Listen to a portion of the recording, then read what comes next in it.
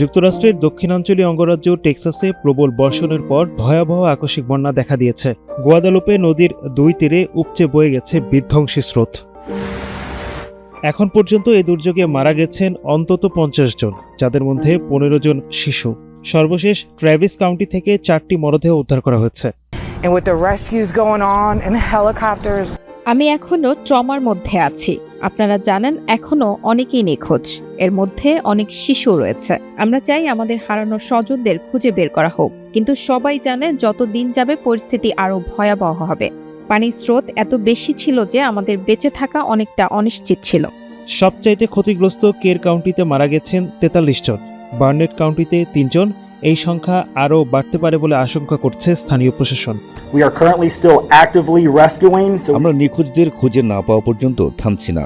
উদ্ধার অভিযান চলবে যতক্ষণ না শেষ মানুষটিকেও পাওয়া যায়।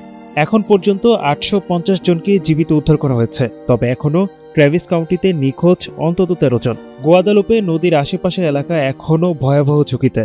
গত বৃহস্পতিবার সকাল থেকে শুরু হওয়া বৃষ্টিপাতে মাত্র 45 মিনিটেই নদীর পানি 26 ফুট বেড়ে যায়। এতে আকস্মিকভাবে প্লাবিত হয় জনবসতি।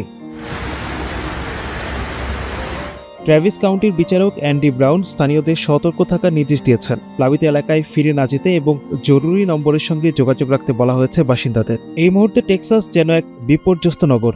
ঘণ্টার মধ্যে বদলে যাওয়া পরিস্থিতিতে ক্ষতিগ্রস্ত হাজারো পরিবার এখনও ঘুরে দাঁড়াতে পারেনি। উদ্ধার অভিযানের পাশাপাশি বেঁচে থাকা মানুষের জন্য এখন সবচেয়ে জরুরি নিরাপদ আশ্রয় এবং দ্রুত সহায়তা।